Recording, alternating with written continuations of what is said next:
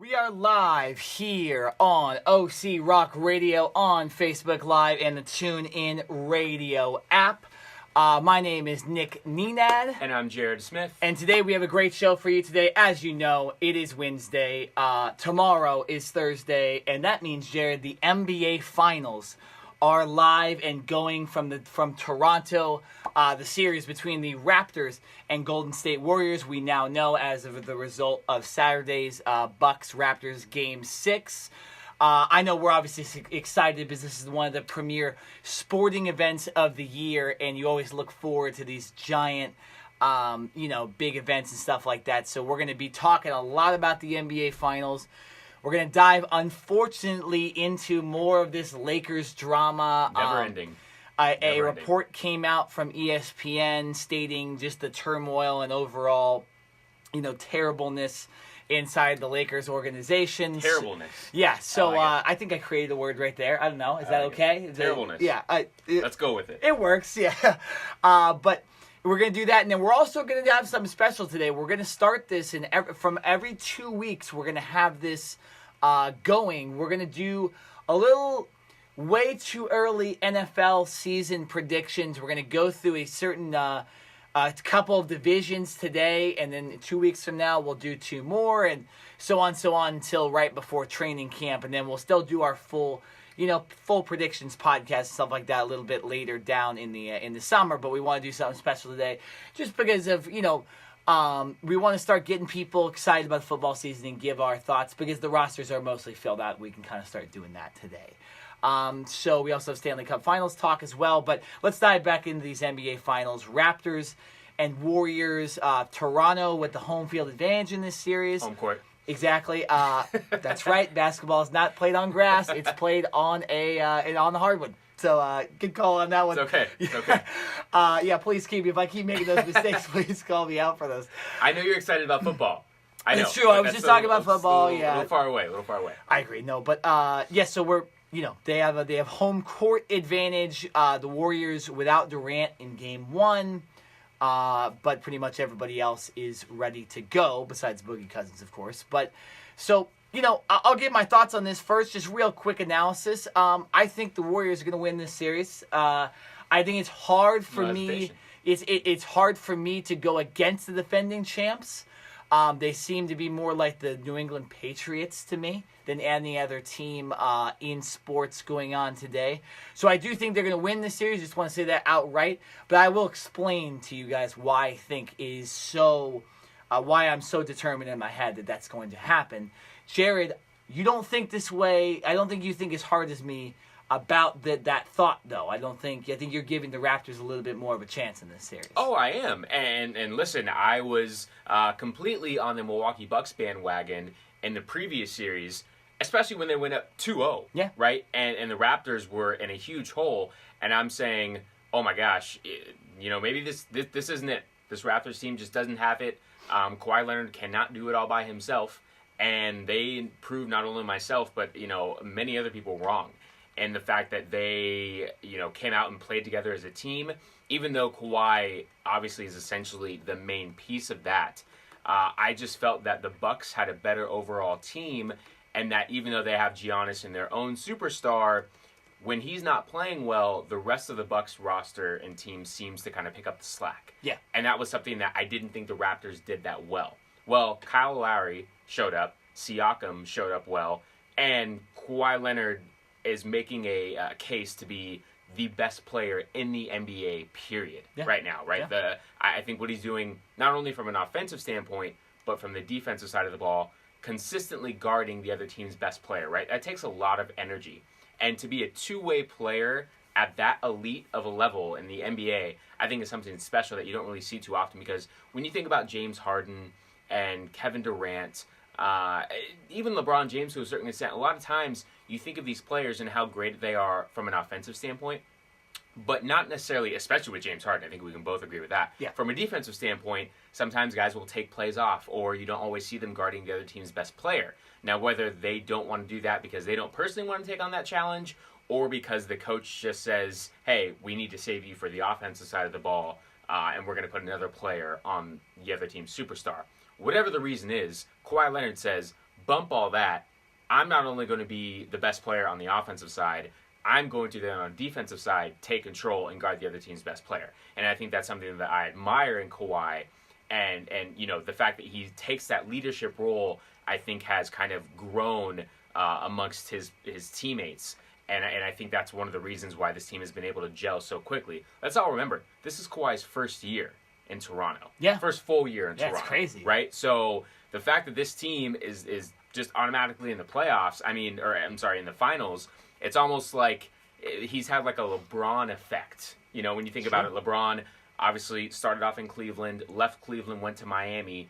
Miami goes to 4 straight finals. He leaves Miami and goes back to Cleveland. Cleveland all of a sudden goes to multiple finals in a row again, right? So I think Kawhi has had that same effect with this Raptors team to where he is such an elite player on both sides of the ball that he has been able to carry this team and bring this team, to where they have never been before. So, for those reasons, yes, I'm giving the Raptors a definite chance. And the fact that they have home court, which when this series, was first going to be lined up, we found out it would be the Warriors versus the Raptors. In my head, I was just thinking, Warriors have home court.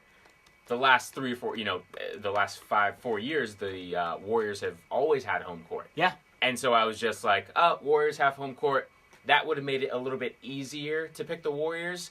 The fact that Toronto has home court, I'm going to give them like a 40% chance. Yeah, I'm still going to pick the Warriors, and we'll get into why later on. Yeah.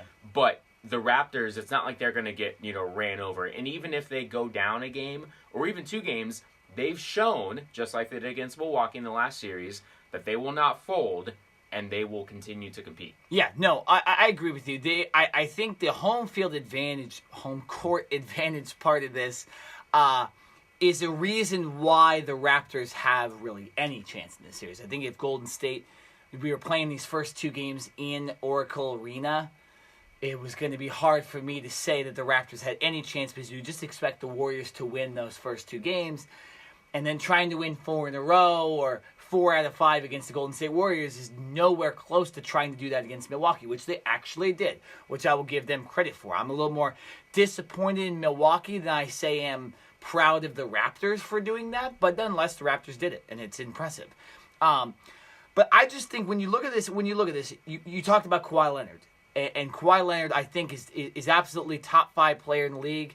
And if somehow he were able to beat this Warriors team, I think you could argue he's the best player in the NBA. But the problem with Toronto is they have Kawhi Leonard and a bunch of other guys. The Warriors have Steph Curry, Klay Thompson, Draymond Green. And then maybe Boogie Cousins and Kevin Durant later in the series, along with Andre Iguodala, who's a former All-Star himself. I know their bench is not that good, but still, that's where I look at why I just say this team is better. They should win this series, and I expect them to win this series. But I kind of want to outline some of the reasons why I think they'll win this series. Their bench has played well. They're obviously well coached. I'm talking about the Warriors right now. They're obviously well coached. I just think they're such a well-oiled machine, and they've been so used to being in the NBA Finals that although it isn't a similar opponent in LeBron James, the first time they're actually not playing LeBron James, I just think that they know how to win, and I just don't see them losing 4 games out of 7. I don't even know what necessarily my prediction is going to be for how they're going to win it, like Game 6, all that stuff, because we are going to have another podcast after Game 2 and before Game 3 as well. So we're going to go in depth. We're going to predict the series. But, Toronto's up 2-0. My opinion is going to change by next podcast. I'm just not going to go against the juggernaut, though, at this point right now. And I think when you have Steph, Klay, and Draymond playing as well as they played without Durant, you have the bench stepping up. I just don't see a reason why all of a sudden all that stuff's going to stop. I don't know who Kawhi Leonard's going to cover in this series, and I want to debate about that, who he should cover, because I think that's a big part in what's going to happen in this series. But for me, I just think the way Draymond Green has led this team, the way he's facilitating the offense, the way Steph seems to have kind of figured it out in this playoffs, and Klay Thompson has done enough. I'm just giving it to the Warriors. But Toronto does have a small chance. I'm not going to give him 40%. I'll give him 15, 20% chance. All right. I definitely think that the Raptors absolutely have to win one of these first 2 games. I think if they go down 0-2, that's a really, really hard task, and I don't see that happening. But let's get into that, though. Who should Kawhi... You talked about Kawhi Leonard covering the best player. Right. Does that mean he's covering Steph Curry? Does that mean he's kind of shielding Draymond Green, not allowing him to facilitate the offense? Does that mean he's chasing around Klay Thompson? Who do you think Kawhi Leonard should cover in this series to kind of sort of take them out of it? Right. That's a tough question, and because of Who's most important? all the firepower that the Warriors have, it's almost kind of like pick your poison, right? There's multiple shooters and multiple players that can create their own shot on the Warriors team. That obviously Kawhi is only going to be able to guard one of those guys, and you're going to have to trust that Kyle Lowry and Siakam and the rest of the Warriors team can collectively hold down the rest of the Warriors team. Yeah. Now, I don't believe that will happen, and especially for a 7-game series, we all know how hot that Steph and Klay can get in an instant. Even if they're 0 for 50, I'm still going to bet that those 2 guys will eventually put it in gear, right? I agree. If I'm the Raptors and I'm Kawhi Leonard, I would probably start him out on Klay Thompson. I'm not necessarily going to put him on Steph, because even though I just mentioned Kawhi, it doesn't matter if he's tired or his stamina is very, very high. But Steph Curry, if you watch an offensive set with the Warriors, he is constantly moving around. Yeah, he is crazy. Never standing in one spot. So whether he has the ball or he doesn't have the ball, he's currently coming off screens. He's running underneath the basket, trying to get to the other side of the court to get open, going through another screen. There is so much energy that has to be exerted when you're guarding Steph Curry that I feel that the Raptors probably start Kawhi on Klay Thompson because he doesn't run around as much. Now, if the game is close, you're in the fourth quarter, and you need a stop, yes, then you put Kawhi on Steph or certain situations like that. But for the majority of the game, as long as Klay Thompson is in, I'm probably putting Kawhi on Klay, and I'm going to trust that Kyle Lowry and a multitude of other players will, hopefully try to contain Steph Curry. You're not going to stop Steph Curry. No. Try to contain him as best as you can because, like I said, his stamina is also so great that he runs around so much. It's going to take a multitude of players from the Raptors standpoint in order to control Steph Curry. Well, yeah, and along with who Kawhi Leonard is covering, Toronto has to come up with something. They have to come up with a defensive scheme that's really going to stop, because you can't stop, like you were saying, one of those guys is going to have a good game. Okay, to think that Curry and Klay in multiple games are going to have bad games both themselves with the way how unselfish Iguodala and Draymond Green kind of are on the offensive end, it's not right. It's not what's going to happen. So you're right. You got to kind of pick your poison. Whoever is hot, I think you have to put him on it. But I just think that nobody else defends like Kawhi Leonard does on this team. So you can't, when you go Kawhi on Klay, you have to know that Steph's going to have a good game, more than likely. Right, he's gonna ball out. Nobody can really guard him as well as Kawhi could. And if you put Kawhi on Steph, you know that Klay Thompson's going to get open a little bit more. So you have to be okay with that and not get discouraged during these games, and especially when we get back to Golden State, when that crowd's going nuts and all that stuff. You just got to be okay. We knew that was going to happen, right? I think, and this is going to be a theme in this series, and I talked about this last series. I am actually going to go crazy with this one, and I think Kawhi Leonard.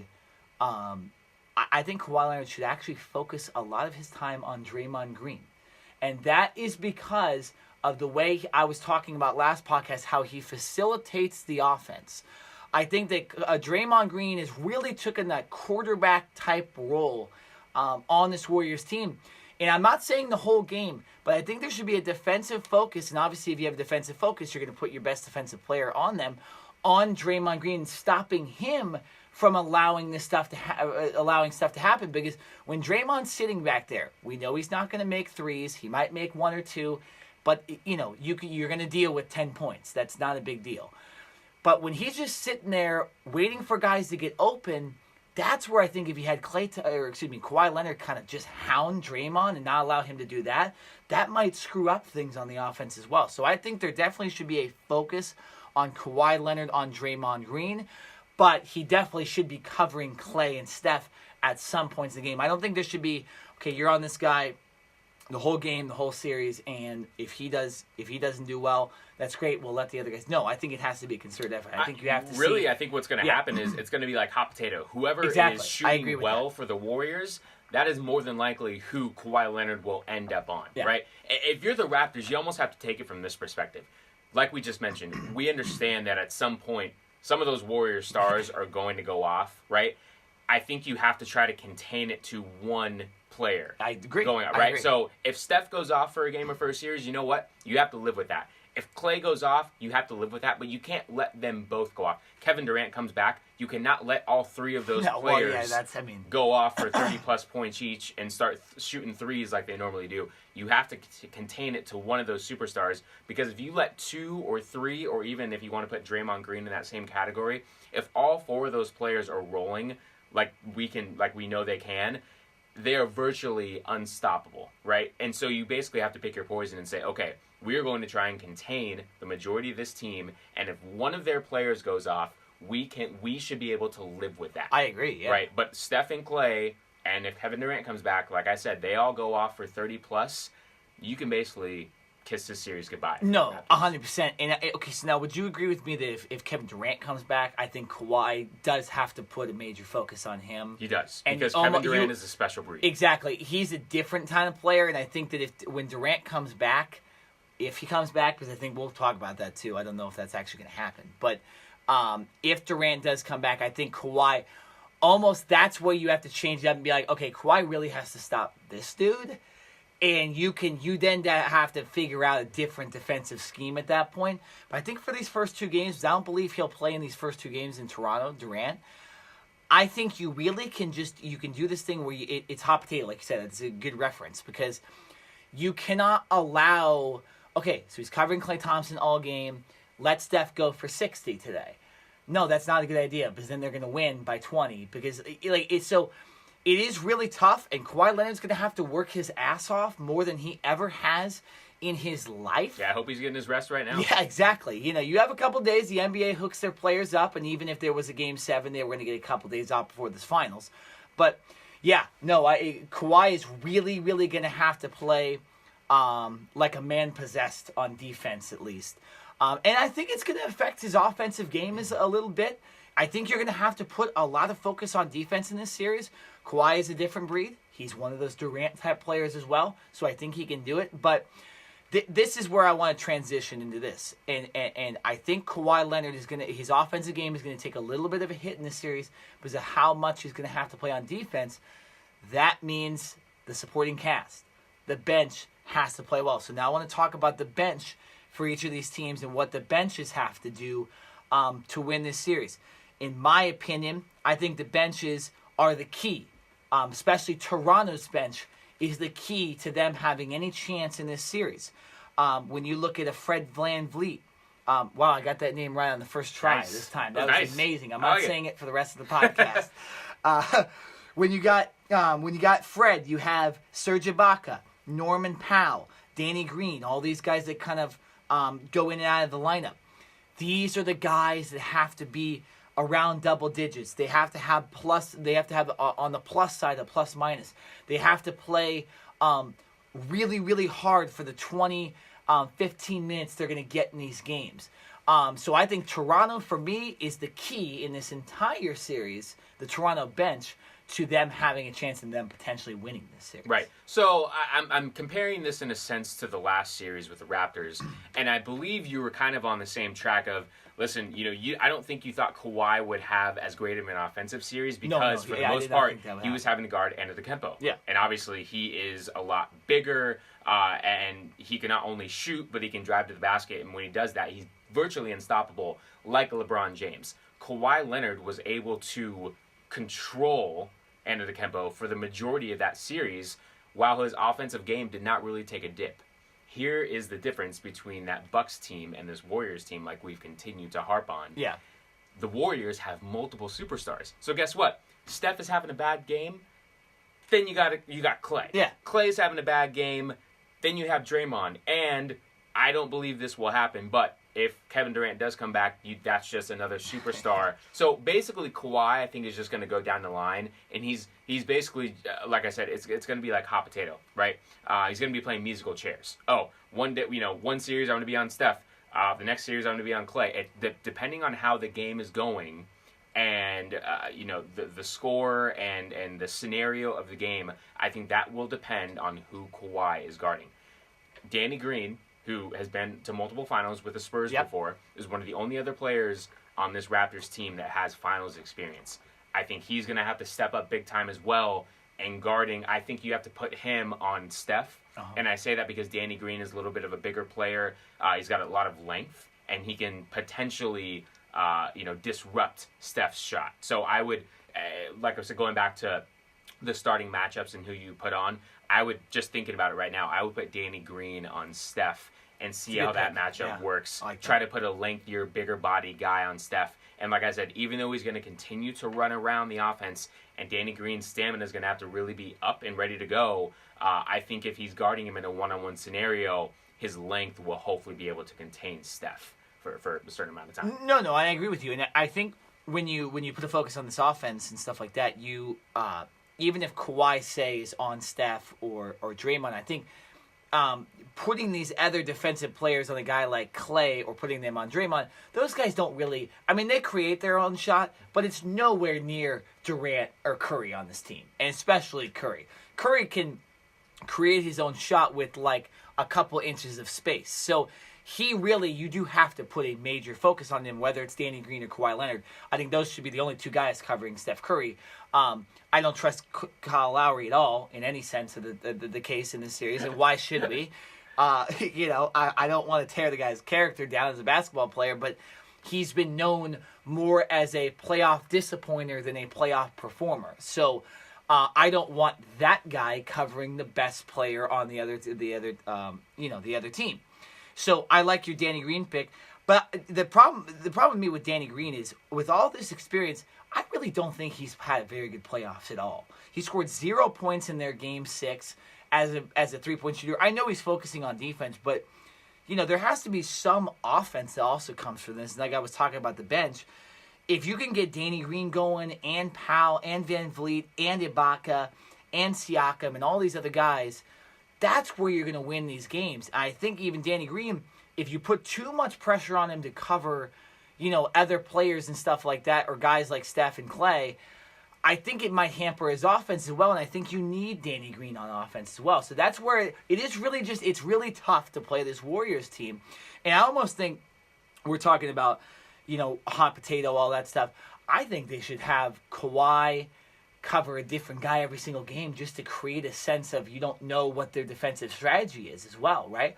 Kind of try to mess with them a little bit, or at least try this scenario out while you're at home, when you have the crowd backing, and in these first 2 games. But yeah, it's going to be really interesting to see how they cover these superstars, and then if obviously Durant comes back, that's a whole other thing to deal with. Let's get into that for a little bit, because my thinking is, listen, Durant still hasn't practiced, nor has he been cleared to practice. And he did travel with the team to Toronto, so he is there with them right now. And you saw a quick 10-minute video, or I saw it on Instagram yesterday, of him, not hobbling to the plane, but he didn't look like he was anywhere near 100%. So I don't have actually any confidence that Durant will play in this series. Yeah. I think he's out, and I think this injury was more serious than the Warriors were trying to lean on. I completely agree. And listen, if I'm the Warriors, I'm not going to come out and say anything anyway, because I want the other team preparing like Kevin Durant is going to play. So, of course, I feel that the Warriors would keep everything under wraps for as long as they can. But realistically, like we said, Kevin Durant has not been cleared to practice, nor has he practiced. He probably hasn't even ran in the last 3 weeks. And the fact that you expect him to, practice. And listen, if it's a game 7 and you absolutely need him, I'm sure that he could go out and give you some minutes.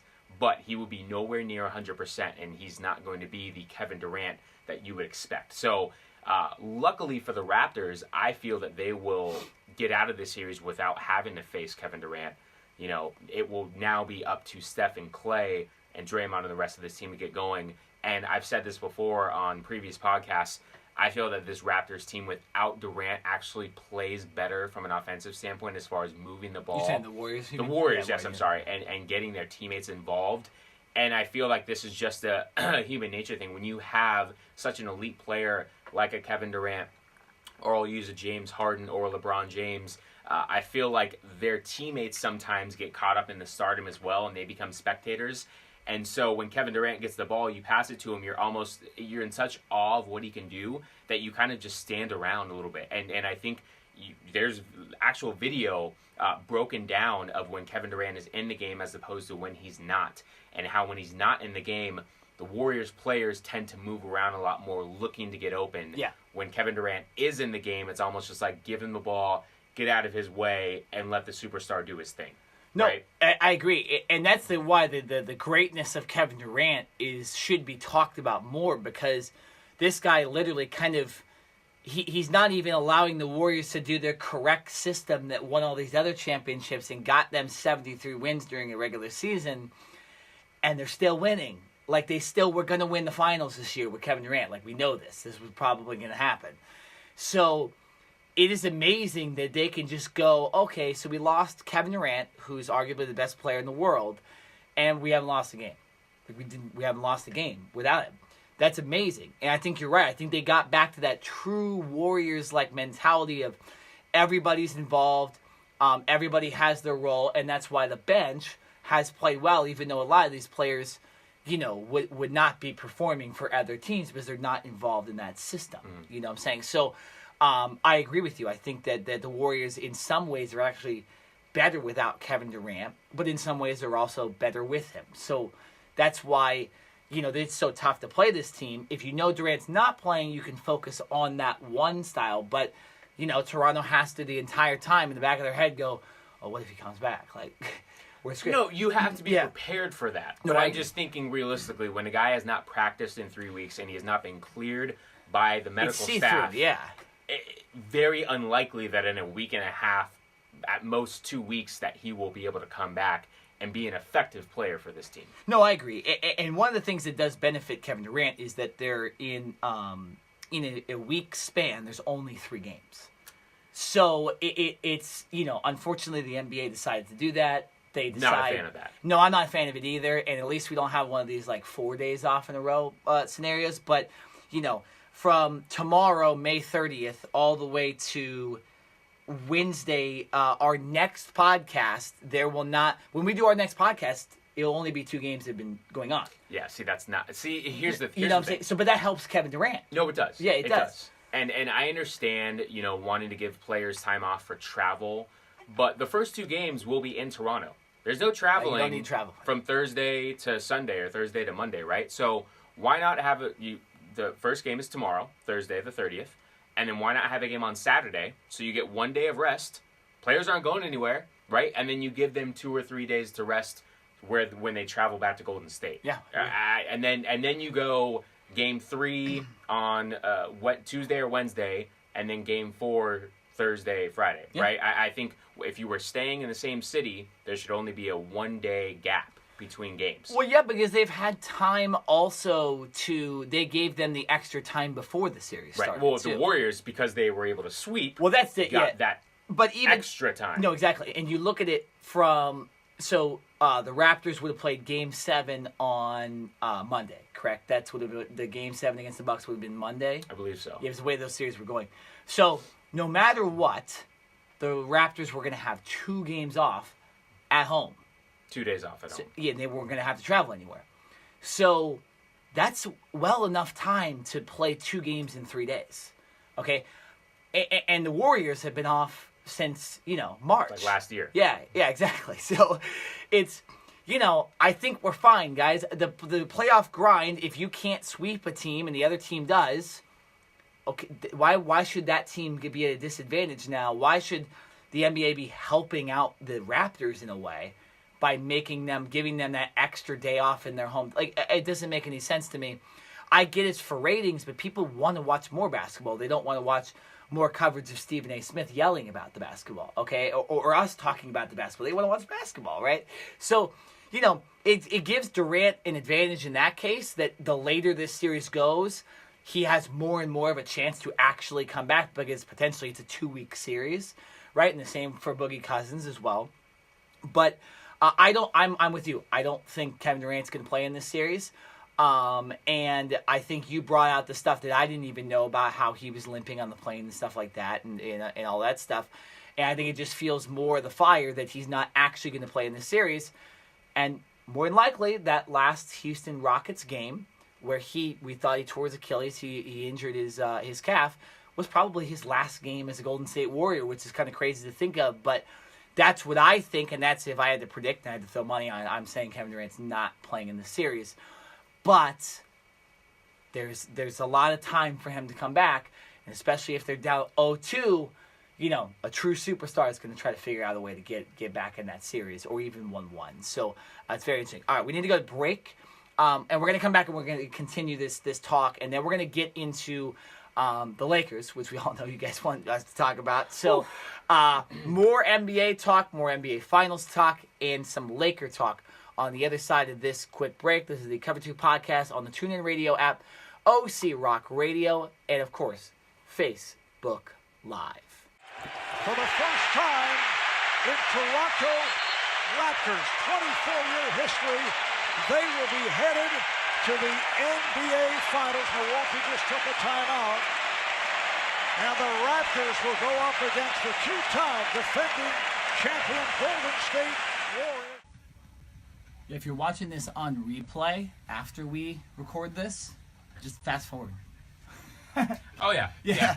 Just, about every 30 minutes or so, we have to take a break. Exactly. We got to put some music in between. Yeah, exactly. So 15 seconds. I didn't realize. I should have said that. Back. Yeah, I always should have said that before. Yeah, fast forward. Unless you like listening to music and or like type. Yeah.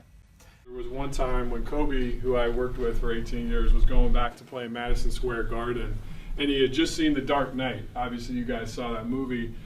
And he's like, hey, hook me up with dinner with Heath Ledger because he got so locked into that role. I want to know how he mentally went there. And so he had dinner with Heath, and he talked about how he locks in for a role, and Kobe used some of that in his game against the Knicks in terms of mental preparation. Welcome back to the Cover 2 podcast. Thank you for joining us. And if you missed our first segment, we kind of went into detail about the Raptors and the Warriors series as Game 1 of the NBA Finals is set to take place tomorrow on Thursday. But we are going to continue with that with our finals predictions. Yeah, exactly. And then move on to all the Lakers drama as more information has come out in the last day or two. So let's continue with the NBA Finals talk. So I think we should kind of detail what we actually is going to think, what is actually going to happen in this series. So we kind of dove into detail what the defenses should do and all that stuff, and what the bench and who needs to perform and all that stuff. Whether we think Kevin Durant is going to play in this series. Now let's give our official predictions, what we think will actually happen, and who we think the finals MVP is going to be. So, Jerry, do you want me to start, or do you want to kind of dive into this? Take it away. All right, I will take the floor. So I've already stated a couple times that I think the Warriors are going to win this series, and I actually think that before our next podcast, we will be talking about a 1-1 series. I think Toronto will pull out Game 2. I don't see them winning Game 1 because I just think the Warriors, you give them enough time to figure out how to win one basketball game, they'll figure it out. So I think they'll win Game 1. Toronto will win Game 2. But then when I see it going to Golden State, I see that where Golden State kind of takes over and wins 2 in a row. And I think then at 3-1, I don't necessarily know. I'm not going to give a solid prediction on this, so don't take this as like gospel. But I could see I'm going to predict Warriors in 5. I could see Warriors in 6 just because going back to Toronto could just figure out a way to win at home. But I'm going to go Warriors in 5. I think they lose Game 2, but then they win 3 in a row and finish out the series. I think Iguodala has a big series. I think Curry has a big series. And I think Draymond has a big series as well. So I'm going to go Warriors in 5. I just really think that Toronto's going to have a difficult time playing in Golden State because they're not even used to. They play in Golden State once a year, whereas a lot of these Western teams play 2, 3, maybe even sometimes a couple more games as well. So I just think that the fact that they're not used to playing in Golden State, I don't see them finding a way to win those games in Golden State. So I think Golden State wins all their home games in this series. You looking at my notes? You stole my notes? I did not. No. That is very similar to what I am about to say. Yeah. And I will sorry start for out. stealing your thunder. No. I start out. I think the major key for this opening game is the fact that the Warriors have had a lot of off time. Yeah. And some people will argue that there is such a thing as having too much downtime. I agree. Right? In the Shaq talked about that on Inside the NBA. Right. In the Warriors' case, obviously they do have some players banged up, and the fact that Steph and Klay move around so much and exert so much energy, I feel like it's okay for these guys. Listen, these guys are about to go, the Warriors, to their 5th straight NBA Finals. Crazy. Right?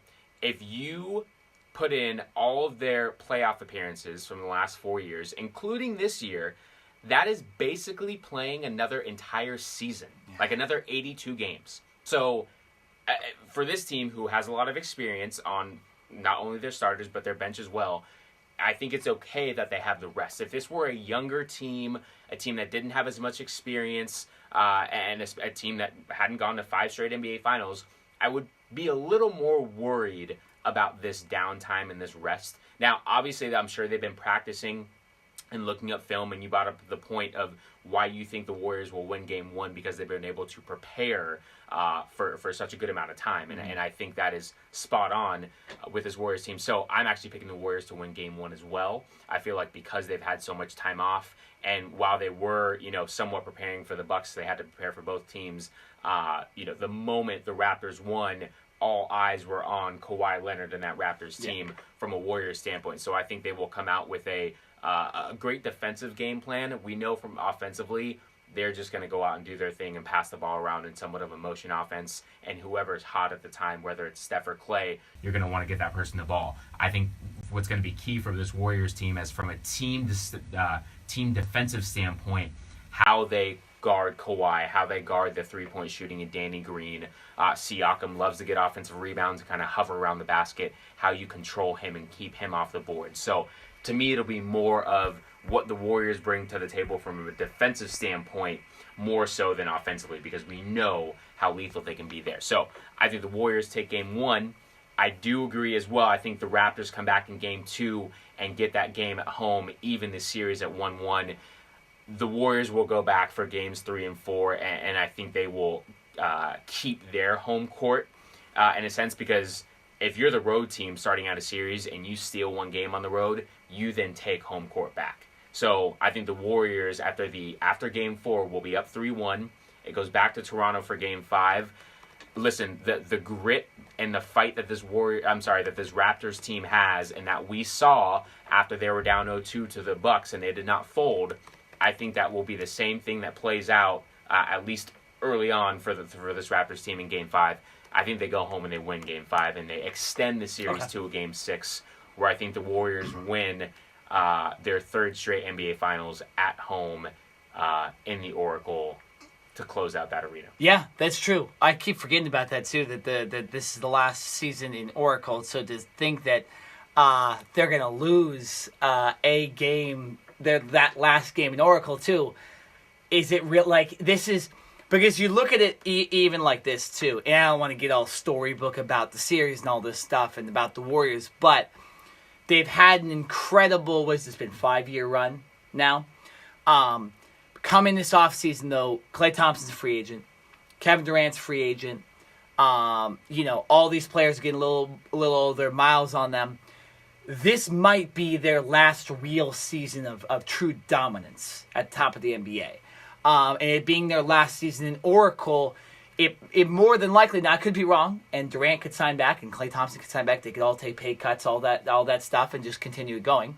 That's not the way the NBA has really ever been, but we'll just see. But I kind of truly think that this is the last kind of hurrah, and even the last hurrah in this arena is their last true time to dominate. Crowd can be loud, so to think that they're going to lose Game 6 period, it's probably not going to happen. And you know what's funny too? The way these things kind of end up happening as well, you almost think that it probably will just go 6 so they can close it out in Oracle, right? Like, listen. I don't. And like I said, I don't win. Of course, but winning at home, I think, is something special when you can do it in front of your fans. Exactly. And I remember this too when the Los Angeles Kings got the 2 straight Stanley Cups. They won both of them at home, and in the first series they were in 2012 they were up 3-0 in MSG, and they lost Game 4. Excuse me. The Game 4 was in LA, and they lost that game, and then they went back and they lost in New Jersey again, and I was like, good, now we can win at home, right? And then they won at home. Same thing happened again when they won in 2014, where they had the 2 games away, and then 2 games at home, 2 games away, and then they lost that. They went up 3-0 again. They lost Game 4 and came back home and won it. So I don't know. When stuff you can see stuff happening. Maybe I should change my prediction to Game 6 just simply because they're going to have that last game in Oracle. I don't know, but I'm going to go by analytics standpoint and go they'll win in 5. I don't think Toronto, once you lose 2 in a row in Golden State, it's going to be hard to come back at home. But yeah, we keep forgetting that this is the last season in Oracle. So you could to think that they're even going to lose that Game 6 is another reason why you should be picking the Warriors to win this series. Right? Well. Yeah, you're right. And you bring up. I know we do need to move on, but very quickly, you're right. I do want to make finals MVP predictions. So, okay. Yeah. Okay. There is a lot, and I did want to say.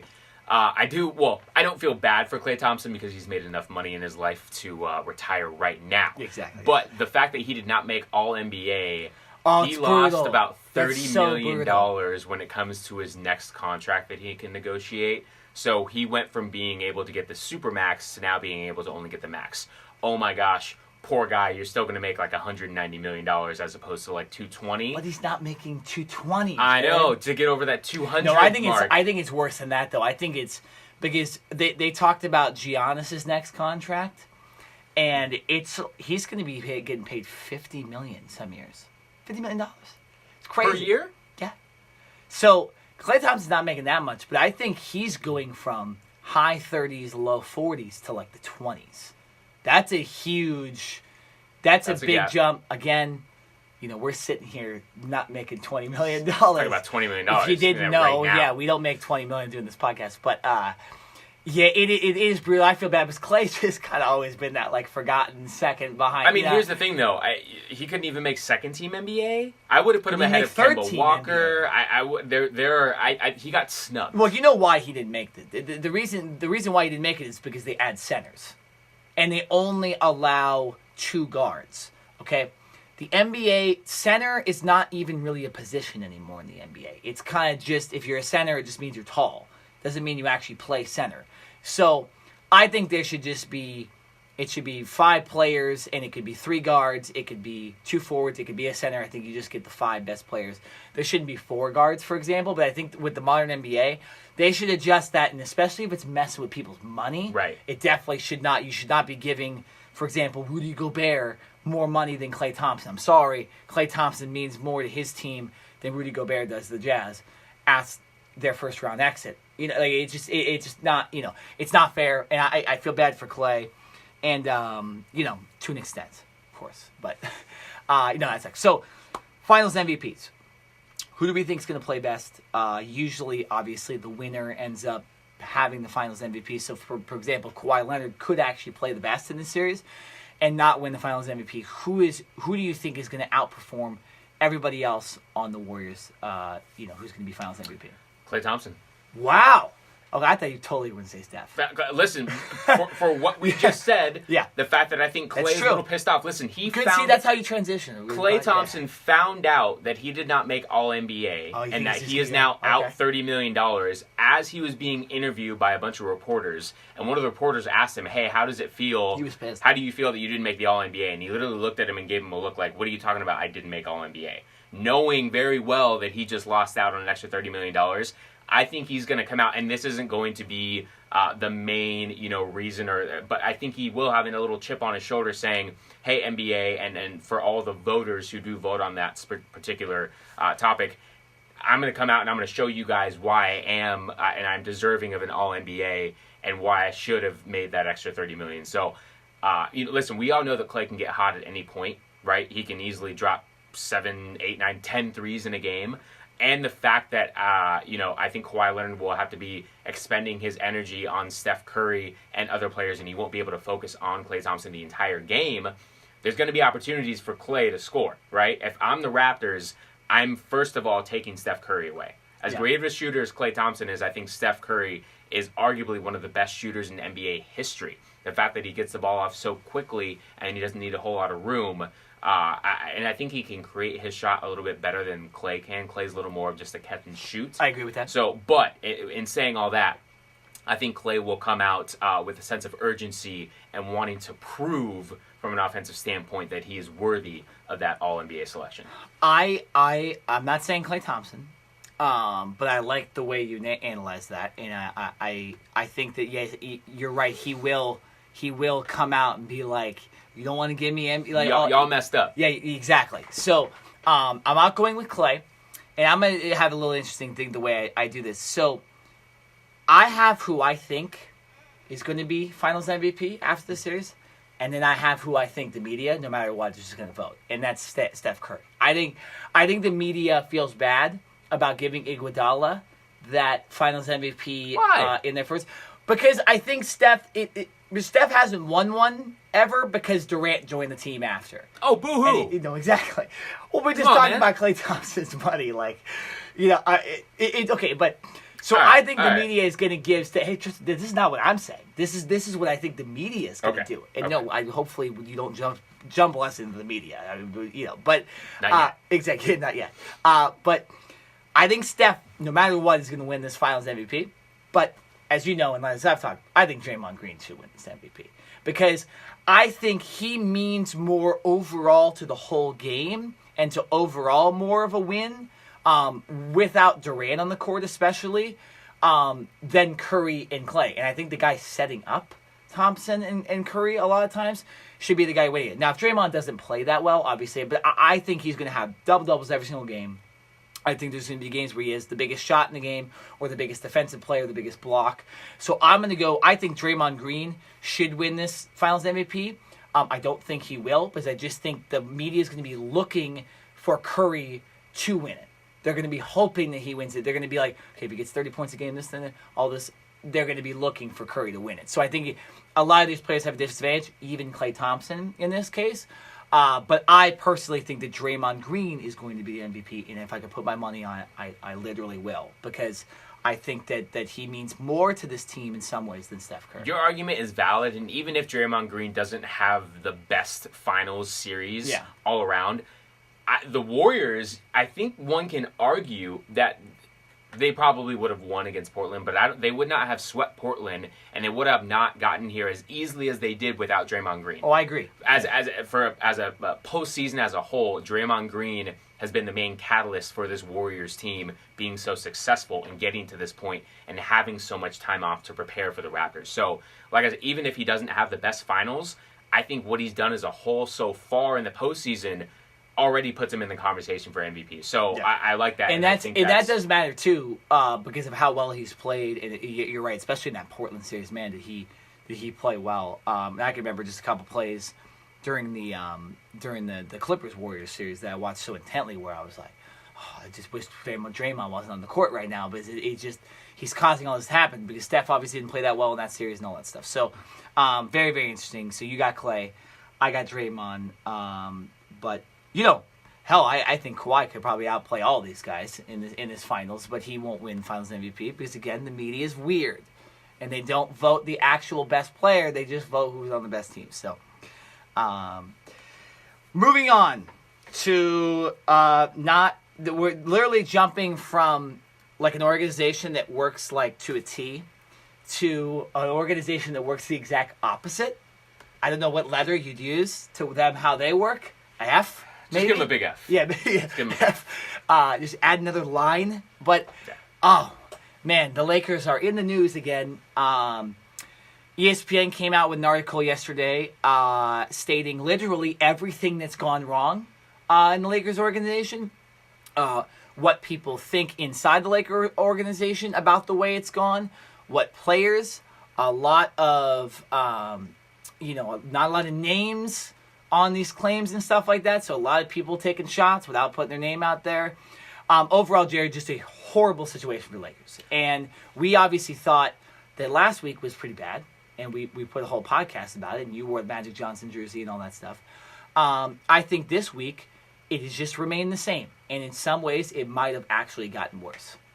This is like kicking someone when they're already down. Yeah, like five times too. Yeah. And so this is the back and forth, right? And for many of the people that watch ESPN and watch SportsCenter and watch First Take, already know what we were about to say. But this has literally been a back and forth of sources within the Lakers organization no names, have been coming out and talking on behalf of the team and saying how dysfunctional the franchise is, and people that work for the organization are not happy with the way that things were run.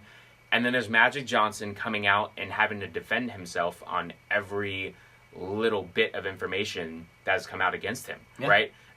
It's almost like I'm such a big Laker fan that I want to believe Magic Johnson, but then it's not like every day there's new information coming out saying Magic Johnson was a bad leader. It was his way or the highway. And I'm kind of thinking about this, and as we were driving into the studio today, I'm kind of like, okay, Magic Johnson and Pelinka were paired together by Jeanie Buss, right? Magic Johnson did not get to hire, in a sense, his own guys, his own staff, his own people underneath him to run things, right? When he did come on as president of basketball operations, he asked Jeanie Buss a couple simple questions. He said, what type of power am I going to have, right? Am I going to have power to fire the coach, make trades, bring on the types of players that I think we need? Also, I have other businesses going on. So are you, Jeanie, going to be okay with me not necessarily being in the office every single day, right? Because if that's what you're looking for, then I'm not the guy for this job. If you're okay with me, being out of the office a couple days a week, obviously he'll be there for to lure in LeBron James, and when there's big announcements coming up, he will obviously be there. But on a day-to-day basis, Magic Johnson was never ever going to be that steady face, in the organization. And I think many people kind of took Magic Johnson and how he operates in the wrong way, saying, well, the guy isn't here every day, but yet he has all this power and he gets to make all these decisions. We understand who he is, but why does he get to do it this way? I have to come into work every day, right? I don't have that type of power, and yet I have to come here and work more hours than he does. And I think there was a disconnect to where Magic Johnson basically came in and said, you guys have been running this organization for X amount of years, and it has not been successful. So it is either going to be my way or the highway. And I think he was in the process of weeding people out that did not want to be there, along with setting a hard tone of, this is the way things are going to be. And because I think people were set in their ways, along with the fact that Jeanie Buss brought in a lot of her friends, right, and a lot of people that she liked. And family. Yeah. And when you mix family and business, a lot of times it is not going to end well. No. Right? So there's a lot that I just said in there, but what I want everyone to take away is, I personally don't think that Magic Johnson is the bad guy in all this, right? Magic Johnson, when he first took this job, said he was giving himself 2 years. And he said if this franchise was not turned around, if he was not able to bring in a superstar within 2 years, that he would step down. Now, he stepped down earlier than most of us thought he would, especially after bringing in LeBron James and along with a young, nucleus that this team has. But at the end of the day, I think that right now what's going on is because this Lakers team is in turmoil, instead of trying to look at themselves in the mirror and say, what do we need to do to get better? Because Magic is no longer in the office, they're just pointing the finger. And they're blaming, and they're saying, well, Magic Johnson, he was hard on everyone and all this other stuff, when in reality, he was just trying to do what he thought was right to make that team better, right? And he came out and said, in my 35 years of ownership and business management, I've never had one HR complaint. He's like, I've never even been in an HR's office That's right, in 35 years, That right? was perfect quote. So right? it's just, there's a lot of he said, she said, and then Magic Johnson coming in to defend himself. So until I hear from Jeanie Buss or from someone high up in the Lakers organization that Magic Johnson is found guilty of all of these things that he's being, that said about him, I just can't sit here and say that I believe what's going on.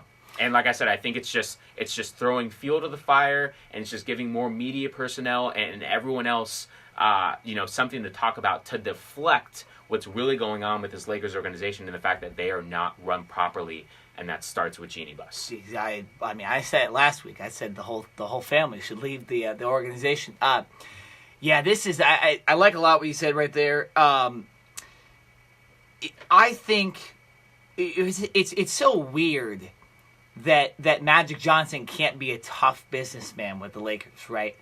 Because I don't think, and I read that, and I think it even said it in the article, that nobody from the Lakers ever even called like the NBA's private hotline, their anonymous hotline about Magic, where you wouldn't get caught. Nobody complained to Lakers management. Nobody complained to Jeanie Buss over fear of getting fired. Like, really? Like, that's... So, nobody filed a complaint, but then everybody wants to take shots after, like... That's what I'm saying. Everyone's just pointing the finger. No, exactly. So, it's funny because we probably should be talking about, like, the Lakers and why all these people, like, suck or whatever. But, like, I want to kind of defend Magic, too, because I think, does this happen with the Dodgers? No, I know he's the owner. It's a different thing. But, like, it doesn't seem like the Dodgers complain about Magic Johnson. And I know they've been to 2 World Series in a row, but I don't see them complaining, and I don't see the Sparks complaining about Magic Johnson because he's on them, and I don't see all the other business. So it's like, why is it really Magic, or is it just the weird people that work for the Lakers that think they have some, clout, I guess, in the world because they work for the Lakers, who, again, have sucked for like the last 5 years. I wouldn't necessarily be telling everybody I worked for the Lakers the last couple of years because that's not impressive. You've driven a team that used to be championship worthy into the ground the last couple of years. So, yeah, to defend Magic a little bit, it is weird. And I have, I saw on Around the Horn the other day that Jackie McMullen, great reporter, she said she interviewed Magic at his home, actually down the street in Dana Point. And she said that Magic, at one point in the interview, got up, he kind of had an argument with people in the other room, voices were raised, and he came back in and said, sorry, I just fired my brother, and all this stuff. And so she had seen kind of this Magic that we're now hearing that we hadn't heard about before in person, but it didn't seem like it was anything more than just a tough business decision that he was made, and that when it comes to money and when it comes to being successful, Magic sometimes has to be a little more stern, like probably all of us are, right? If you want to actually get something done, you can't just sit here and be like, okay, it's fine, it will all figure. No, you go, hey, Lonzo, you need to figure it out. You need to work better, right? Or I read a story in the article where a lady messed up. She messed up a car service for a recruit. That's important because that recruit then, you're going to do the workout for the Lakers or whatever, and you can't even figure out how to get a car to them. Like, you can't even get a car. Like, that would piss me off if I was a player. I wouldn't want to play for your team after that. If the other team had a car ready for you, that's the kind of little things that get you success. So they went in there, and I guess they said if you do something like that one more time, you get fired. Okay, well, that happens at a lot of jobs. I've had that told to me before, and I go, okay, I won't do that again. I don't go cry and quit the organization. So I think it's more of an issue of the other people that are working for the Lakers right now that just, there's some sensitivity issues in this workplace that need to be figured out. And, maybe they thought that I think it's all coming from the fact that everyone thought Magic was just a super nice guy that never did anything wrong, and I think they just didn't know what this was, and they were caught off guard. But guess what? When people in the Lakers organization before Magic and before Rob Pelinka, it seems like they were just able to run wild, right, and do what they wanted to do. There was no organization. There wasn't any like rank as far as, okay, if there's an issue, we go to this person, and then it goes up to this person and this person. It was just like people were just doing what they wanted to do. And now that Magic Johnson was trying to bring some sense of order into that organization, it's like, oh my gosh, we can't have that. How can we do that? Exactly. Right? Bottom line, I do not believe that Magic Johnson would have built a $600 million business. Did you hear that? $600 million. Through he's had stake in or ownership in Starbucks, like you mentioned, the Dodgers, the Lakers, the Sparks, all of his other small businesses. I do not believe that he would be where he is today if he were, constantly being hampered by HR and all of these quote-unquote findings that are now coming out through sources were to be true. I don't think that his business would be thriving like it is today. He even worked for ESPN for a while and talked about during his interview with Stephen A. Smith and all those other guys that were at the table, saying that nobody complained here. That still, nobody's ever complained about me at ESPN. That's a little different role. Obviously, he's more of a personality, more of a TV host, stuff like that. But you're right. It's like, wouldn't you have heard something? Like, if you look at any other businessman that has something said like this about them, you then hear a bunch of other people come out and say, yeah, that happened. Now they come out, like, I don't want to bring this up, but, like, even the Harvey Weinstein situation, once one person came out and said it, it was like all these different people were like, yeah, same thing happened. Yeah, he was a piece of crap, like all this stuff. So maybe we'll see that happen right after, but I don't think that's going to happen. I think it's going to be a bad look on the Lakers organization, and I do want to transition because again, this is about the Lakers after all. Magic's not there anymore, so Magic, I personally, I hope Magic's successful because he owns the Dodgers and that's my team. But I don't really care what Magic Johnson does, okay, in his personal life and in his business life, right? I'm not cheering him on to do well. I want the Lakers to do well. So where does this now put the Lakers? I know what we're going to say, but Rob Pelinka, Jeanie Buss, LeBron James, Rich Paul, who is featured a lot in this article, and we can get into that as well. Where does this put the Lakers, and how in the blue hell are they going to get any free agents this offseason? LeBron James, right? And we beat this against the wall. I know I have at least, and I believe you have as well in this podcast many of times, right? Jeanie Buss is now in a position to where they've come out and said they are not going to hire a president of basketball operations. Yeah. Rob Pelinka is now taking on that role as well as the role of general manager. Great. He's doing both jobs to where he has 1 year of experience in one of those jobs, right? So he is technically a rookie in one of those scenarios, and one of those titles, and he has 1 year of experience in the other title, where in reality, what did he actually do? Because he then had Magic Johnson, who was able to lure in all LeBron James, right? If Magic Johnson was not in the picture for this Lakers organization, I'm not so certain that LeBron James would be on this team right now. Now, a lot of people are going to say that he came to LA for more than just basketball. He came for business opportunities. His family loves LA. And yes, LeBron James could have obviously still come without Magic Johnson luring him in. But I feel that Magic Johnson and his presence alone can just get a meeting, right? He can persuade people to even get a meeting. Rob Pelinka does not have that kind of pull. No. Rob Pelinka, you're not just picking up the phone and saying yes, yes, yes to Rob Pelinka. He's going to have to get on his knees and beg for people to come and lure in. So I think this is really on Jeanie Buss and LeBron James to now bring this team back together as far as bringing in another superstar and better talent to surround this team. Because as far as I'm concerned, if I'm another player and I'm a free agent, or I'm another team looking to make a trade, Rob Pelinka is green. He does not have any experience in this from a general manager standpoint. He does as an agent, but not as a general manager. So why would I have any real confidence? And the fact that there have been rumors about him saying that he is not well liked in the circle of the NBA, right? As far as other agents who have come out, other general managers from other teams have come out and said he's a little shady, and we don't necessarily have time to get into this, but the fact that he basically lied and made up the story about Kobe Bryant and the Dark Knight and all that, which I can't even fathom to get into right now, so I will not. Just watch the video, and somehow Dwayne "The Rock" Johnson's involved with all this, which is just insane.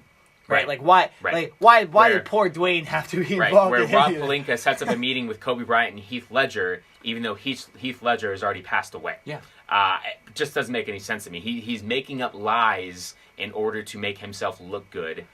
It's not the first time he's done it, and I guarantee you will not be the last time. Okay, because we talk about being unlikable, and this is the reason why you don't hire this guy. are any agents really likable? Like, can you think of one agent that comes across as like, I really want to work for that guy. That guy doesn't seem sketchy. No. Drew Rosenhaus. I wouldn't want to work. I would not want him running a team. Rob Pelinka. Rich Paul doesn't seem like... Scott Boras. Yeah, Scott Boras. I mean, listen, I'm not trying to put a bad spin or a bad narrative on agents. Here's the thing. But agents actually literally have to put narratives and spins on things to get there. Yeah. Here's the thing, and I think this is where this all, at the end of the day, falls on Jeanie Buss. I'm not saying that I'm. Listen, if Rob Pelinka is either the general manager or the president of basketball operations, I think that's okay, as long as you have someone else who has some veteran experience. There's nobody that can pair with Rob Pelinka to help him learn. I'm not saying that he can't learn. I'm not saying he's not smart, and I'm not saying that in 5 years he can't be the general manager of the year for an organization, right? It's just the fact that he is so green and he does not have experience in this. And if you are the Lakers, the most profitable franchise in the National Basketball Association, how can you have a rookie basically running your team and making almost every executive and player personnel decision for your team? It's just that's where I'm like, bring in another guy to work with Rob Pelinka, and I think, whether it's obviously it's not Magic, but they tried with Magic Johnson, bring someone else in. The fact that you want to have him alone running this team is, I think, that's the scary part. Especially with what a month from now, literally, a month from now, it's free agency. July 1st, right? It's like May 31st or whatever the date is today. So do we really think in a month the Lakers are just their image is just gonna transition into, oh yeah, I really want to work for Pelinka, and that ownership really does sound. I'm laughing saying Listen, it. LeBron James is going to have his hands full this offseason. Yeah, he better. Like, I'm sorry, no Bron, more filming. No filming movies this weekend. You're not taking any of the vacations other than filming Space Jam because he should be mainly focused on trying to get Kawhi, trying to get Kyrie. Kevin Durant seems like far-fetched. Anthony Davis, another superstar to pair with him. At least Kemba Walker. Right, because if this Lakers team comes up empty without players, and then if the Knicks and Clippers get people too, that's because those are the two biggest cities. That's gonna. Then I can guarantee you there will be more Lakers talk on this podcast. Every single week. The 2020 season starts. Yeah, I thought we buried the Lakers earlier this year. It seems like we're just getting started. Yeah, no, I don't know. It's insane, but this is perfect timing to finish the segment. We could talk about this all podcasts if we wanted to, but we do need to move on. We do have time constraints, so we're moving on to Do You Care, which will be fun, and we'll get into Stanley Cup Finals and a bunch of other things. And then later in the podcast, remember, we're gonna do our first round of way too early NFL predictions, and we're not going to reveal the divisions we're going to do. We're going to reveal them, during the next break. But we're going to do this, and then every 2 weeks we're going to do another one up until mid-July, around right when training camp starts. And then we'll kind of, we'll see what happens in training camp, injuries, all that stuff, and we'll do another full predictions, more in depth. But yes, that's a little bit later in the show, but coming up next is Do You Care here on the Cover 2 podcast on OC Rock Radio, the TuneIn Radio app, and, of course, Facebook Live. Rockets GM Daryl Morey delivering some shocking statements today and calls to front offices. The GM demonstrating how serious he is to improve his team, saying that everyone, that includes Chris Paul, could be dealt if the right deal came along. The final seconds go off, and a tremendous start for the Boston Bruins. One last save and a scramble by Rask. The clock shows zeros. Rask is helmetless, but unbound because his team has won game number 1. It is a celebratory song tonight because they have come from 2-0 down to win this game by a score of 4-2. And then the White Sox employee that threw that horrendous first pitch the other day. I don't even know how we'd state that, but did you see it? No. So it's this like lady goes over there and she's throwing the first pitch out from the mound, and so there's like a photographer to like where you are, right, like to the left, and the mound is this way. Yeah. She like hits him with the ball, bro, like in the face and stuff. Gosh. Yeah.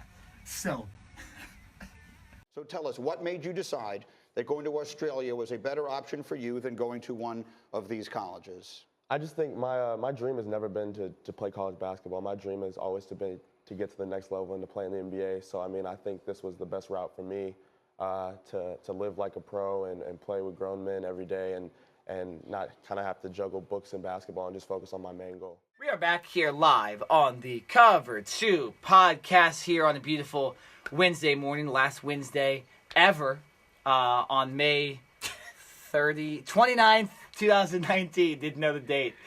And of course, Jared, you know when I start giving ridiculous dates and times, you know what time it is. It is time for Do You Care? It's time for Do You Care, guys. And it's just, I don't know why I have to scream into the mic. I probably just killed a couple people that were listening on OC Rock Radio, the TuneIn app, and I can't figure out my mic now. So, nonetheless, it's time for Do You Care? If you don't know how to play the game, you don't get to play it, but we do, so I'll explain. We just ask each other a couple rapid-fire questions, and we answer them as quickly. We tell you whether we care or not, and if we don't care, there's not going to be as much analysis, and if we do, there's going to be more. So, let's talk about it. Jared, you get first question like usual. Do you care that a Honus Wagner baseball card just sold for $1.2 million, apparently down the street? Heck yeah, I do care, and it's for the fact that it's $1.2 million. Yes. For a card. And I was just trying to do a little bit of research, and it says that there were 2 cards sold in the good 2 condition, similar to this card that was just sold for $1.2 million, and those were previously sold for $650,000 and $770,000. So big, almost doubling it. Right. So that is a big jump, and I guess there's a scale of 1 to 10 by a professional sports authenticator as far as the condition that it's in, and obviously the better condition, the more money it's going to make. I think the interesting thing is that this was apparently sold in Laguna Niguel. Yeah, so well, we record. Laguna Niguel is down the street from us about 10 minutes. Literally right over there. So whoever you are in Laguna Niguel, come on the podcast, show us the card. And talk to us about it. We got to get that person. I promise we won't steal it from you. I'm not going to be tempted, but I will not do it. But this is just an amazing story for a player who played at the turn of the 20th century for the Pittsburgh Pirates, and there was some type of scandal with him being on tobacco companies or being like a spokesperson for a tobacco company, and he apparently did not want to be that person. So then they basically ended the production of his card. As soon as it started. Oh, so I guess that's why there's a very, limited amount. And so what year was that? So this card, what year is this card from? It doesn't say the exact year. Okay. It doesn't, but so it's from a while ago. Because Wagner was alive in the early 1900s at best. Like he died prior to Babe Ruth, I'm pretty sure. So wow. That's just $1.2 million. Yeah, well, the card's 100 years old. It's crazy. Wow. So, yeah, shout out to whoever has the money to buy that card for $1.2 million. And hopefully you are listening to the Cover 2 podcast on OC Rock Radio or on Facebook Live since you are in Laguna Niguel. And like we said, if you would ever like to come on the podcast and talk about it, please. We have an open Show door us policy. the card. Yes. You can talk about it, but if you don't bring the card, it's going to be less value of less ratings. Right. Yeah. Nick, do you care that Carlos Correa, the shortstop for the Astros, is out 4 to 6 weeks with broken ribs? No, I don't care, but I think this is big for the AL West because although Correa kind of hasn't been the same player that he was, say, when they won the World Series in 2017. Correa is still a big-time player in this lineup for the Houston Astros. And as the star shortstop, it's hard to lose a guy for that much time right in the middle of the season when you're having a good year. And they are leading the AL West, pretty much everybody, by a good margin. I know Altuve's kind of played sporadically lately. Now Correa's out. Their pitching staff is not as good as it used to be with the loss of Dallas Keuchel and other bullpen pieces. So the more and more you take away from a team like this, the more and more teams like the Athletics, the Mariners, the Rangers, and Angels can get back into potentially winning that division. So this is big for the AL West. Not necessarily for the MLB as a whole. The Houston Astros will more likely make the playoffs no matter what, but I think it gives a sense of relief for some of these other AL West teams that are already so far behind to say, okay, well, now they're starting to lose players. This is our time to, beat them in head-to-head series, and this is our time to really get some wins across because they might have some losses coming up. So not everybody can be the Yankees and win every game with a bunch of scrubs. So, it will affect, some of the AL teams here with the Astros losing a guy like this. Quick fact, apparently Carlos Correa injured his ribs at home. This was not like a baseball injury. So they're not disclosing actually how it happened. Yeah. I don't know how you break some ribs at home. I don't know what kind of crazy stuff you're doing at the house, but supposedly that's where the injury occurred. Did you hear about Giannis Cespedes the other day? Giannis Cespedes hasn't played for like a year or two for the Mets, and just another Mets guy that they screwed up. But apparently he had some horrible injury that happened on his ranch, like with horses and stuff like that. Trying to impersonate during the baseball season. Like stop messing around. Yeah, we saw Bumgarner crash his ATV. In the off season, one thing, but during the season, come on, man. I know it's crazy. Easy. It's insane. I didn't know that part of it, so that's interesting. All right, Jared, do you care that Daryl Morey has stated that CP3 can be traded this offseason? No, I don't care. And listen, I'm Chris Paul. I used to be a bigger fan of Chris Paul, also known as CP3. Yeah. Obviously came up with New Orleans, made a huge name for himself. Was about to get traded to the Lakers before then NBA Commissioner none of this stuff would have happened. David Stern basically ex-nayed that and said no because he did not want to create at that time, a super team, and now the NBA is all super teams. Oh, that's never happened, yeah. Interesting, right? But listen, James Harden, to me, is the only untouchable player on that Rockets team. Chris Paul is now in his mid-30s, and he's not the player he used to be. He can still play, and he is still a great leader and a veteran on that team, but he just cannot stay healthy. And over the last 2 years, unfortunately, he has proven that he's been injury-prone. He can, especially during the playoffs, you cannot trust that he will be there. So I don't think that's the first move that the Rockets necessarily want to get rid of him. But if they are looking to bring in another star, a younger guy to add and pair with James Harden, then that team is more than likely going to be asking for Chris Paul's services in return at the very least. So if the Rockets do make a move, you can probably bet that Chris Paul will be a part of that move. Nick, do you care that the Bruins have taken Game 1 of the Stanley Cup Finals and Game 2 is tonight? Yes, I do care, Jared, because I think this series is going to be a really fun one. I said Boston in 6. They win the first game, so toward my prediction, it makes more sense. They came back in this game. They were down 2-0, and they came back, scored 3 unanswered goals, and then got an empty net goal, which I don't necessarily count as much. But it just shows the resilience of the Bruins at home to come back. Tuukka Rask, not the best game in Game 1, but he still gets the win because the team picked him up. I just think this Bruins team is firing on all cylinders. St. Louis is not out of this, though. And I could very well... This is what... So you know how I said Toronto, if they go down... the Raptors, if they go down 0-2, it's kind of over. If the Bruins win tonight, it's not over. I still think St. Louis can make this a series, even be up 2-2. The way this NHL season is gone, there's no... Well, specifically the playoffs, there's no way I'm going to come out and say that the Blues can't even come back from 0-3. Just the way this playoffs has been. So I really think it's going to be tough to beat Boston. That's why I picked them, especially if their goalie play, along with their offense, is as good. They're unstoppable. But, the Blues played a good game. They lost. They got to forget about it. Steal one in Boston tonight, and then they go home to a crowd that has not seen a Stanley Cup Finals game since 1970. So they will be hyped and ready, and you could win 2 games in your hometown easy. So for St. Louis, forget about that last game. Jordan Bennington, their rookie goalie, will continue to play like he will play.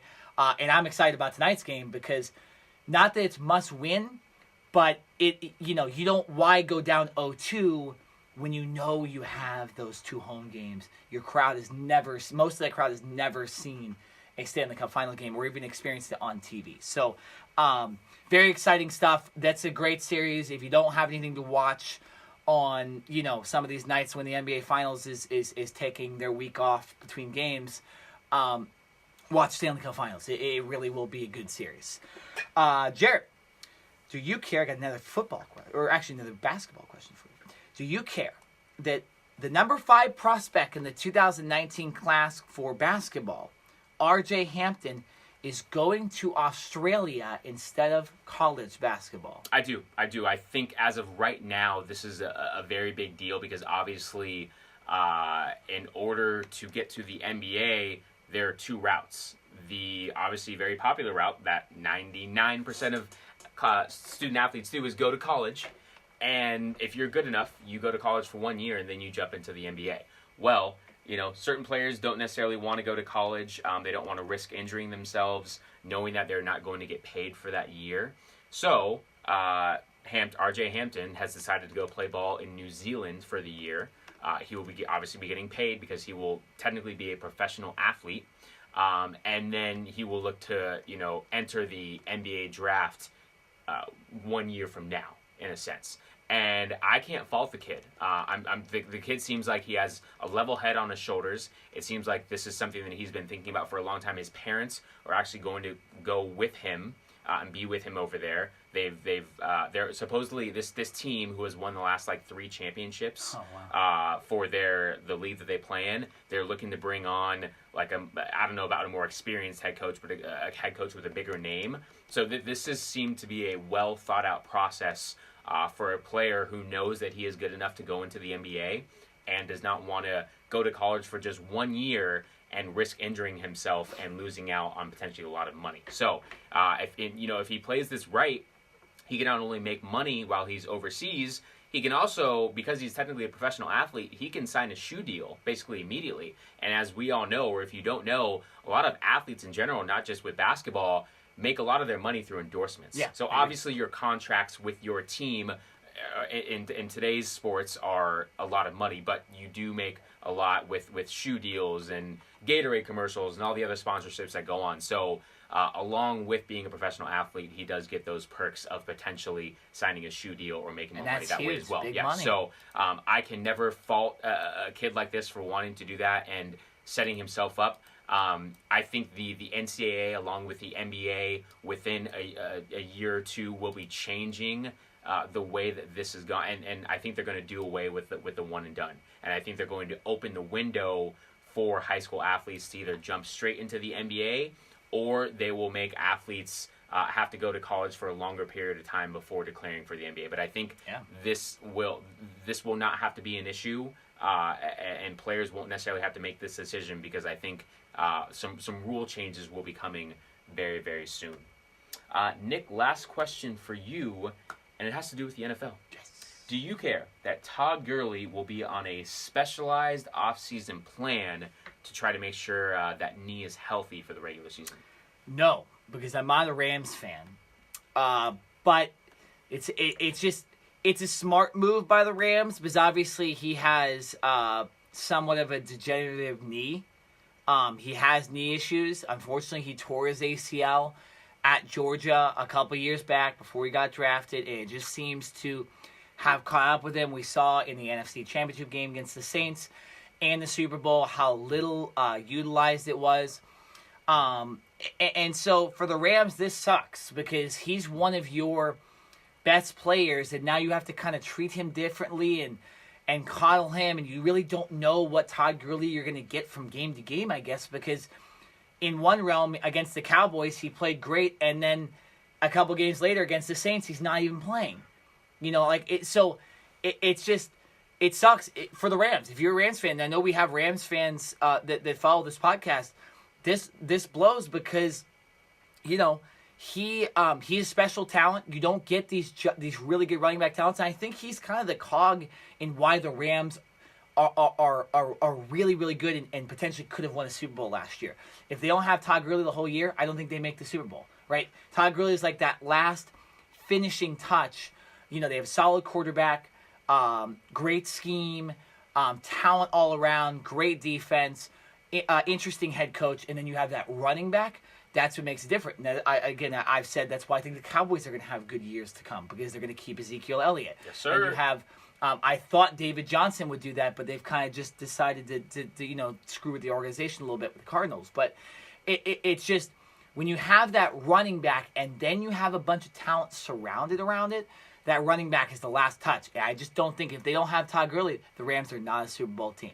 So, to talk about the offseason issue, this was kind of a way for me just to discuss Todd Gurley, but he will be on offseason plan. Hopefully it works out for him. I don't wish ill will on players. I just hope that if that knee is going to flare up, it's the 2 games against the Cardinals that we play them this year. And just don't play in those games. Every other game, play, all that stuff. I'm joking, obviously. But, so it sucks for the Rams, but they're doing everything they can to try to figure that situation out. All right. Speaking of football, we need to move on. And we're going to go to our last segment here in a couple minutes. We are going to do our way too early NFL predictions on the East, the NFC East and the AFC East coming up next. We're going to dive into, obviously, who we think might be able to top the New England Patriots in the AFC East and who we think is the dominant top team in the NFC East. So we're going to dive into that. We're going to have about 25 minutes of that segment to go. So stay tuned for that. This is the Cover 2 podcast on OC Rock Radio, the TuneIn Radio app, and, of course, Facebook Live. We're already the Cowboys, one of the better teams in the NFC. Do the moves that we just saw help them compete with the best? I think the Cowboys are. But I'm putting a lot of this on Dak Prescott. I think he's got to be better. They're changing offensive coordinators. Kellen Moore, the former quarterback's coach, actually who Dak was backing up back when he got the opportunity. Now the OC, and John Kitna, who's never coached in the NFL, is now his quarterback coach. And NFC East is pretty much it's a 2-horse race, dysfunctional Redskins and horrendous Giants. I love it. Yeah, I love it. The Los Angeles Lakers of the NFL. Oh my gosh. Giants.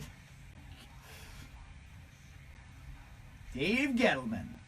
I mean, that's kind of interesting. A lot of change, though, Steve. There's a lot of change, but I think the Cowboys, the expectations are there. And, a lot of times you have expectations of the Cowboys. That's when they disappoint you. But I do think because of the defense and the players you mentioned, the best linebacking core, maybe in the NFL, I think that's going to be enough to let them compete with some of the better teams in the NFC. This is the Cover 2 podcast on OC Rock Radio, Facebook Live, and the TuneIn app. Thank you for joining us again.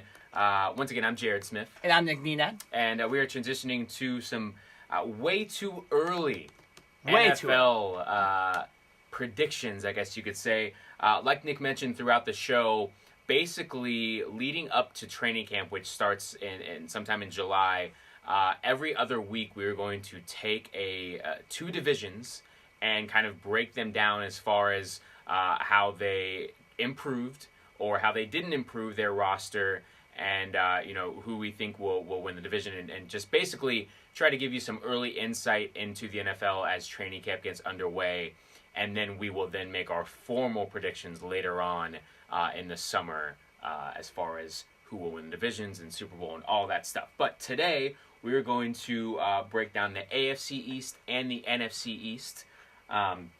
Obviously, my beloved Cowboys are in the NFC East, but we will start with the AFC East. And obviously, for the last decade, the New England Patriots have dominated this division. It has not been close. It has been the Patriots and everyone else playing junior varsity football. So, Nick, my first question to you is, because we know that even though the Patriots may not have all the superstars and all the glitz and glamour, as long as they have Bill Belichick and Tom Brady, they will more than likely be somewhat successful. No, 100%. My question to you, do you see the New York Jets, the Buffalo Bills, or the Miami Dolphins improving enough to compete with the Patriots for the AFC title? Well, Jared, there is green on both of our screens right now, so it's the New York Jets. You add Le'Veon Bell, C.J. Mosley, and others during the offseason, you obviously have improved. And looking at the rosters of the Buffalo Bills and Miami Dolphins, this Jets roster, although young, is still the best one out of those 3. And they had, they had a solid year for what they've had the last couple of years. They obviously have their franchise quarterback in Sam Darnold, who I think is better than Josh Allen and Josh Rosen for the other 2 teams. And, it just seems like they're being smart with this team. Although they had some weird stuff in the offseason with firing a lot of their guys, I think that they're going to be best competing with the Patriots. Now, Jared, I'll say this. I do not think in any way, if Tom Brady stays healthy, that the New England Patriots do not win this division. I'm not saying the Jets can compete with the Patriots to actually win this division. But the Jets could steal a game. The Jets could be competing, and the Jets could make the playoffs, potentially, out of this division. But, again, this is led by the New England Patriots, this division. I think the Jets are the best team. They have the best roster. I think they have the best young quarterback. And I think they're just, they're a couple years away, but they are potentially the team to look forward to once the Patriots dynasty finally ends. Okay. All right. Well, listen, I will say this.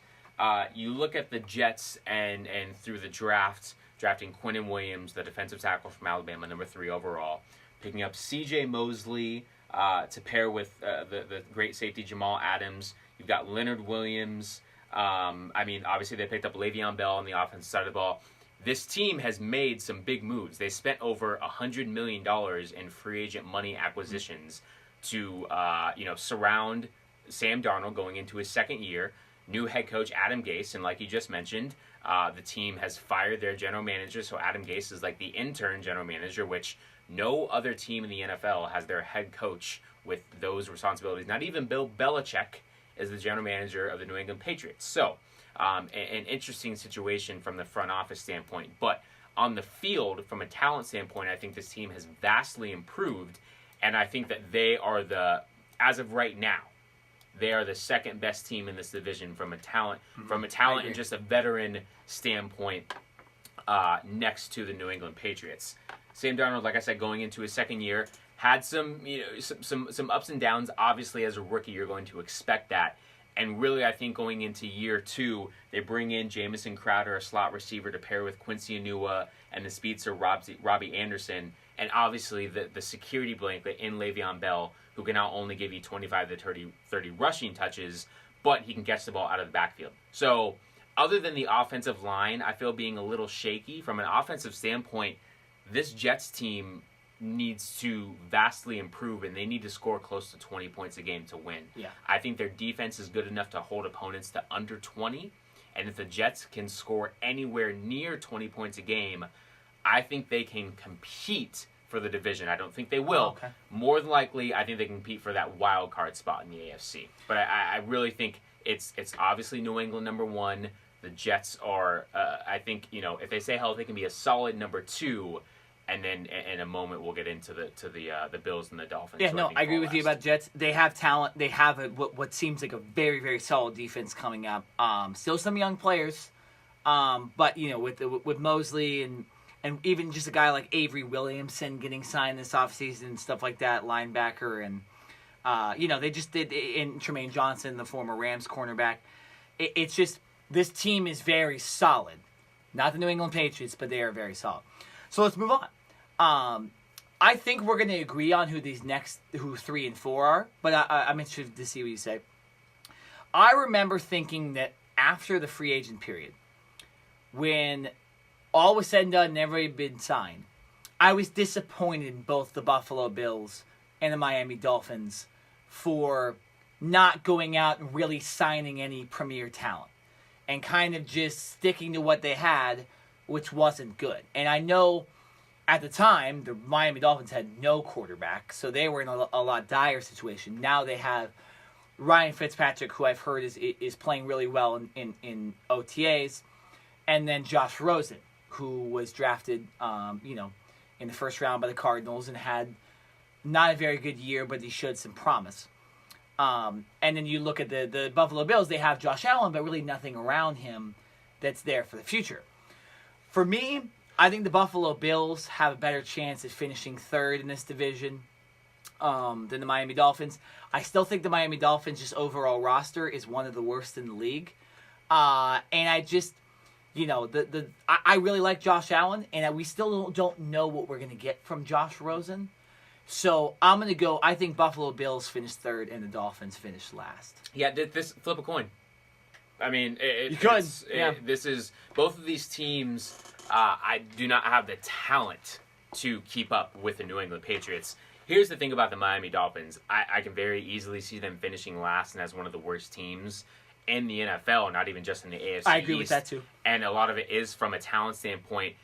But also, listen, they also have a new head coach in Brian Flores, who is the former defensive coordinator, guru of the New England Patriots, came up under Bill Belichick. I think what he's trying to do right now is he understands we're trying to, find a long-term solution at quarterback. We bring in Ryan Fitzpatrick, who's been a solid veteran. He can probably win you a couple games, but he's not going to be your long-term future. You trade for Josh Rosen, obviously the number 10 overall pick in last year's draft, formerly of the Cardinals, to see if he can be that long-term guy.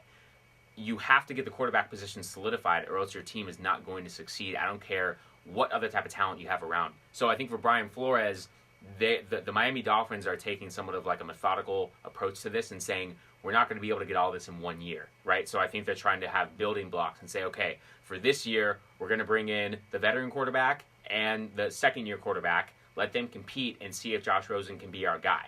Try to add some small pieces around and get their cap situation a little bit better to where next free agency and next draft, they can position themselves to really kind of make a splash like the Jets did this year with spending $100 million. So for the Dolphins, I'm not saying that they're purposely tanking, but I think, like I said, with head coach Brian Flores, they understand that this is going to be a 3 to 4 year process, and they're going to have to live with that, right? So you want to put the best product on the field at all times, but literally just looking at their depth chart right now, they just don't have the players. I mean, I'm looking at Kenyon Drake, who's a very good running back, but I wouldn't say he's like a bell cow or a mainstay.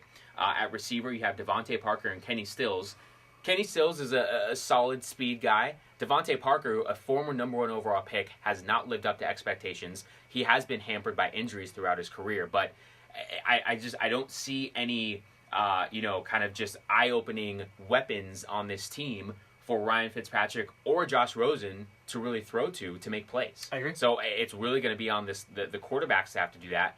And as of right now, I don't see either of these quarterbacks being able to just carry a team on their own. So, as far as the Dolphins go, it's definitely an uphill battle, but I think that organization understands it's an uphill battle and it will take a few years. For the Bills, they had an interesting offseason in my opinion, and I want to get your thoughts. I think they got a steal in Ed Oliver in the first round. I thought Ed Oliver was going to go a lot higher than, well, not a lot higher, but higher than he actually did. So for the Bills, I think they lucked out there. From the receiver standpoint, I wanted to bring this up. The Bills, who, they brought in Kelvin Benjamin, the former first-round pick of the Carolina Panthers last year. That didn't work out. He was there for like half the season, and then they let him go. So this offseason, listen, they have Zay Jones, who's probably their best receiver.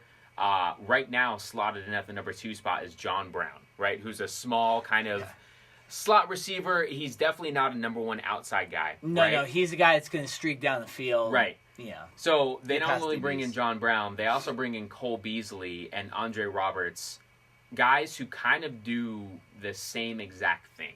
So they don't necessarily have, I would say, a number 1 go-to guy and even just an outside presence. They have a lot of slot guys and smaller receivers, and it's interesting to me because quarterback Josh Allen, who has one of the biggest arms in the NFL, he's not really accurate at those short to intermediate throws, and really you would think you would need receivers who are good at that, and it's almost like the Buffalo Bills have the opposite.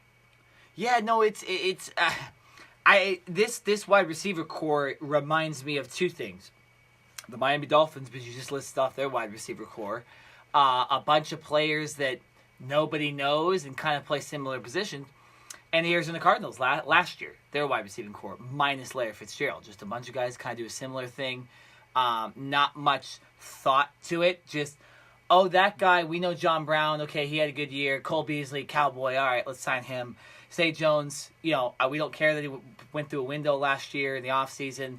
Whatever, he's our number 1 guy. You remember that story, right? Oh, yeah. So, and then Andre Roberts, I think, will be more of a return specialist for this team, so I don't really add him into the whole mix. But, yeah, no, you're right. This is another a version of, I think, that they might be tanking a little bit. Or at least, let's see what Josh Allen can do with limited talent. And if he does well, then obviously he's kind of going to be this great quarterback in all this. But if not, then we just need to build up this roster a little more. It gives you a sense of security a little bit by not giving this quarterback like something to play with that bad, good year doesn't really matter. Let's just get another. So you're draft saying pick. it's forcing him to really show what he can do? I think so. Yeah. Without having that talent and saying, okay, which he's clearly the number one quarterback on this team. Right, they've got Matt Barkley and then Tyree Jackson, who was an undrafted. Yeah. It's just with the Dolphins is a little different because you don't really know what Rosen has to do, and Fitzpatrick can start, but he's not the future. So that more is, I think, they just like, okay, let's just keep Stills and Devontae Parker and figure that out. But I think with this, it's more, okay, can he throw to a guy like John Brown? Can he hit a guy over the middle like Cole Beasley that obviously has had success in the NFL? And can he finally develop a relationship with Zay Jones? While if he doesn't, we need better receivers. We weren't trying anyways. All this stuff. It kind of gives them a security blanket in some cases as well. So I do want to move on to the NFC East though, because we only have about 10 minutes to go. Yeah, the AFC East is it's the Patriots divisional list. Right. It's just one of the easier divisions to talk about because until the Patriots dynasty leaves, until Tom Brady and Bill Belichick leave, you can almost book it that the Patriots will not only win the division, but they will probably make the playoffs. Yeah. It's just the fact. Yeah. Watch it. The 1 year that everyone thinks the Jets are going to make the thing, and they're going to be like, they're going to finally beat the Patriots. Brady and Belichick will retire, and then we'll just lead the Jets to the promised land. All right, got about 10 minutes left. Let's go to the NFC East. Jared, let's start with the two teams at the bottom of this division. That's the New York Giants and Washington Redskins. They both have similar situations at quarterback, which I think will be the reasons they will finish at the bottom of this division and at the bottom of the standings. With the Redskins, unfortunately, you had injuries to Alex Smith and Colt McCoy that you couldn't have predicted. Smith's injury might be career-ending. Colt McCoy breaks his leg in his first real opportunity to become a starting quarterback. So you draft Dwayne Haskins. Haskins, not too happy about it. Think he wanted to go to the New York Giants. Don't know why you'd want to do that, but it's whatever. So they have that, and then obviously with the Giants, you have Eli Manning still their quarterback. And then, of course, they draft Daniel Jones. So both you're kind of wondering, are these rookies going to play this year? If they do, will that be a savior for the season? You're the NFC East guy. Do you think in any way these teams have a chance to get to the Eagles or Cowboys level this offseason? Not at all. And this isn't I started laughing before I even... This isn't even for both teams, the Giants and the Redskins, from a personnel standpoint, a talent standpoint. Yeah. This is both from the dysfunction from the front office and the organization. Yeah. Right? Dan Snyder, the owner of the Redskins, has made so many bonehead moves and player personnel moves that he has almost dug his team in a hole by himself, right? From spending way too much money on players and giving them ridiculous contracts. I mean, you can say that about the Cowboys and Jerry Jones as well, but I think that they've kind of eased up on that in the last decade. But this Redskins team, they've had their fair share of injuries. Obviously, trading for Alex Smith last year after losing Kirk Cousins, and then him going down with that horrific injury, which no one ever wants to see. So you draft Dwayne Haskins to potentially be your quarterback of the future. I like Dwayne Haskins. Problem is, there's not a whole lot of talent, in my opinion, other than Jordan Reed to really throw to. Adrian Peterson is a shell of himself, and while he can still play, he's not a guy that you can put in on every down. Maybe first and second down when it's a running down, but passing situations, you don't really want Adrian Peterson in there because he's not the best pass catcher out of the backfield. They did draft Darius Geis, the first-round running back from last year. He tore his ACL last year, so we didn't see any of the field. True. So they're kind of hoping that he can come back and maybe pair with Dwayne Haskins, and they can be the quarterback, running back of the future of this team. They did also get Montez Sweat, the Mississippi freak defensive end, who tested out of the charts at the combine. And they have Daron Payne, Jonathan Allen up front, so they have a solid. They lost Reuben Foster. They have a solid defensive line.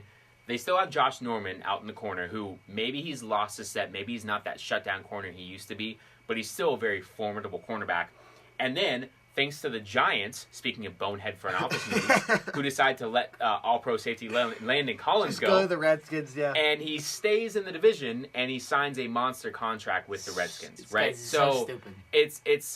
It's kind of a combination with the Redskins. I think they have some talent on their roster. I really just don't trust their front office that they will be able to make the right decisions to put their players in the best position to win, right? You can almost say the same thing about the Giants. Why would you let go of Landon Collins? And I understand why did you draft Saquon Barkley last year? Right. Here's the thing. You take Daniel Jones at number 6, which I think was a surprise to most people who follow the NFL and or college football. You have Dwayne Haskins sitting out there. Even if you don't want to take a quarterback, there's a multitude of other players at other positions that could help your football team. They decided to take Daniel Jones. It was funny. I saw a picture of the OTAs where Eli Manning was throwing a pass, and Eli Manning, he just has that one weird kind of quirky, goofy look on his face. Yeah. Daniel Jones was watching Eli Manning and literally had that same look on his face. Come on, man. It was like a splitting image. It's almost like, I mean, the one thing you have to say about Eli Manning is that he's durable. He's never missed a start in his NFL career, right? I believe last year they purposely didn't start him for one game, but it wasn't because he was injured. It was just because they were at that point done and thinking about tanking. So he missed the start. But as far as an injury goes, he's very, very durable. So you can give that to him. He's won 2 Super Bowls. Problem is he's just on the decline, and everyone knows it. And the fact that the Giants chose to not draft a quarterback last year in the top-heavy quarterback draft, and then decided to take Daniel Jones, who many people were up and down on this year, you just, once again, you question the front office and the types of decisions that this team is making. Oh, and let's not forget, you trade away Odell Beckham Jr., arguably the best receiver in the game, for Jabril Peppers, a decent safety, and a first-round pick. It's Dexter Lawrence, I guess. Yeah. So they drafted with that pick? Like I said, front office moves or front office decisions are the reasons why the Redskins and the Giants have been mediocre at best in the last 4 to 5 years. Yeah, they're not making the playoffs. That's what we're trying to say. These teams aren't making the playoffs. So let's move on. And we're gonna break a rule here. We're gonna go 5 minutes over because I want to give proper time to the Eagles and Cowboys. Both these teams extremely talented. For the Eagles' case, they finally get rid of the Nick Foles saga, and now Carson Wentz is the clear starter for this team. They obviously still have a great roster, very solid running backs, very solid wide receiving core. Zach Ertz, who's an amazing tight end, very, very solid defense as well. I don't see a lot of holes in the Philadelphia Eagles roster. They were a Super Bowl team. They were the Super Bowl winner 2 years ago. I think the Eagles can compete directly with the Cowboys in this division. But it is going to be interesting to see because we've talked about how, Doug Peterson and Carson Wentz, do they really work that well together? So I don't know. That's the one thing that's making me say that the Eagles are not just the front runner to win this division, to be honest. But this team is very talented, and they are right there, and they should make the playoffs. They are talented. And listen, this team only had 5 draft picks, right? You don't have only 5 draft picks if you were a bad team, right? You're looking to stock up. So the fact that this team was comfortable with only drafting 5 players in the entire draft shows how much depth that this team already has. Obviously, we started at the top with Carson Wentz. Thing is, can he stay healthy? Right, the last 2 years, unfortunately, he has had some bad injuries. They're going to be screwed if he doesn't stay healthy this year. Exactly. So I think that's the big question mark. We understand the talent and the football IQ that this guy has, and if he is healthy, yes, the Eagles are a very formidable team, and they're more than likely making the playoffs. The thing is, I don't know if we can sit here and say that he will be healthy 100% no, he hasn't shown to end the year. And like you said, no more Nick Foles, no more security blanket to fall back on. You're now talking about Nate Sutfield and Clayton Thorson, who they drafted with their last selection in the draft. I do like some of the additions that they made, bringing in Jordan Howard, the former running back of the Chicago Bears. Yeah. They no longer have Jay Ajayi, so Jordan Howard, they drafted Miles. Player, yeah. Right, they drafted Miles Sanders with their second pick. You still have Alshon Jeffrey, Nelson Aguilar, and then you bring back Deshaun Jackson, who has always been a Philadelphia guy, right? Made a name for himself in Philly as that deep threat. He's kind of bounced around in the league, and it seems like he's really excited to be back in Philadelphia to work with an all-star quarterback in Carson Wentz who has that big arm that can throw it deep to Deshaun Jackson. So from an offensive standpoint... They also added J.J. Arcega-Whiteside with a second-round pick as well. Right. So, this team is loaded. That will all help Carson Wentz. Yeah, they also have one of the better offensive lines in the league as well. So, a lot of praise going to this team, and we haven't even gotten to the defense yet. The only thing that I will say about this defense is their leader and captain on that defense, Malcolm Jenkins, the safety, is skipping out on OTAs right now. Now, while OTAs are mostly voluntary, this is very unusual for him because it's the first year that he's ever skipped out on OTAs. Mm-hmm. And a year where this safety free agent class kind of reset the market with Earl Thomas and Landon Collins getting mega contracts. I'm not so sure if this is a contract situation or if he has actually a problem with the organization. Either way, their leader and their captain on defense is not with them right now. So it's still very early, but something to keep an eye on for the Eagles. Absolutely. Other than that, from a defensive standpoint, you still have Fletcher Cox, Brandon Graham. You bring in Malik Jackson, formerly of the Jacksonville Jaguars, formerly a first-round pick. And this team as a whole is very, very solid. So they stay healthy. This team is more than likely making the playoffs. Carson Wentz misses some games. They have some other key injuries to key positions. And they can look like a team that can go from worst to first. No, I agree. And the Eagles were they have a great roster. But again, it all goes back on the quarterback. And the quarterback that has not stayed healthy and has had some bad injuries, too. Not just simple little, shoulder issues and stuff like that. There's torn ACLs and stuff like that. So, very interesting to watch. All right, last 5 minutes goes the Cowboys. Jared, I'll obviously let you start with them. I've stated my case, but I'll let you kind of run this Cowboys thing and explain why your team has a chance to be the first place team and should win this division. Well, listen, I think the Cowboys are right up there with the Eagles for that kind of division lead and division title. And here's the thing about the Cowboys. The Cowboys are one of the youngest teams in the NFL, right? You talk about their core nucleus of players, Dak Prescott, Ezekiel Elliott, Amari Cooper. You've got Tyron Smith, Travis Frederick, Zach Martin, Connor Williams, Jalen Smith, yeah. Byron Jones. Every player that I just mentioned, Leighton Vander Esch, all of those players are under 25, right? So the majority of the players, key players that they lean on, are all very young. Now, they've been in the league for a couple of years, Leighton Vander Esch going on in his second year, the majority of these players going on their third and fourth year. So they do have some experience, and they have a couple games of postseason experience. They do get Jason Witten, who comes out of the Monday Night Football booth, to come back. And they also, like I just mentioned, they get Travis Frederick back from that kind of that bad disease that he had last year. So helps shore up that offensive line. Jason Witten, the security blanket for Dak Prescott. They didn't have a first-round pick this year because they traded for Amari Cooper and gave that away to the Raiders. That's a good solid, yeah. But what we saw Amari Cooper do, how he was able to open up the offense for the Cowboys and help be that kind of deep threat for Dak in the passing game, I think was worth that first-round pick, especially with the fact that he's only 24 years old. So, listen, this team is, you can say I'm a homer, you call it what it is.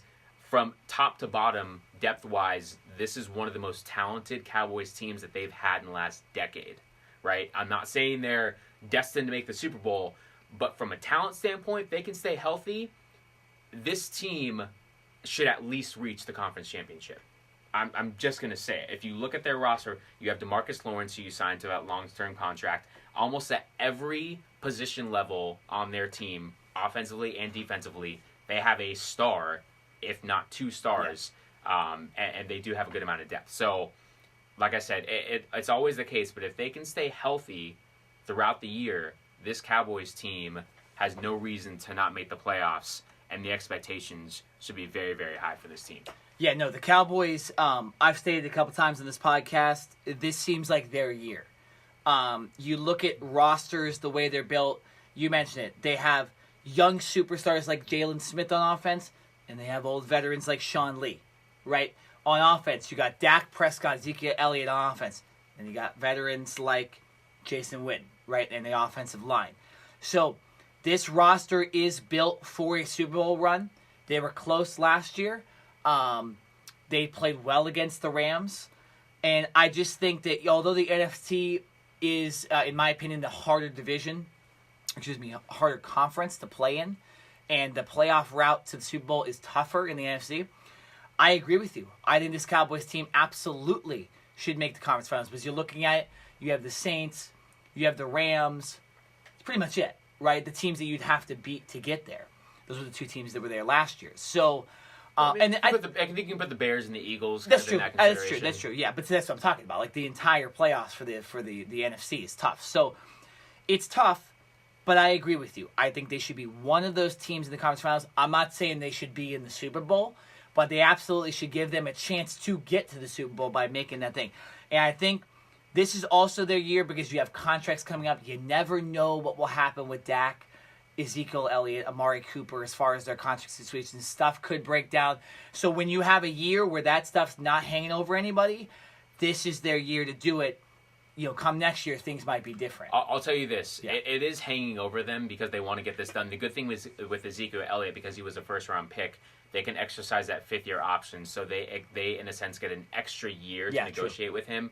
Dak Prescott, the Jones family has already come out and said they're going to take care of him. And he's a quarterback. You have to. Right? Yeah.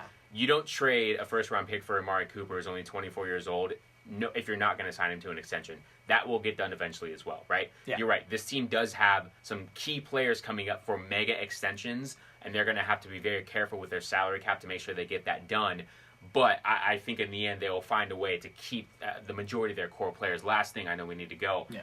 They did bring on some veteran leadership and veteran experience in Randall Cobb, formerly of the Packers, and Robert Quinn, the defensive end of the Dolphins. So, good point.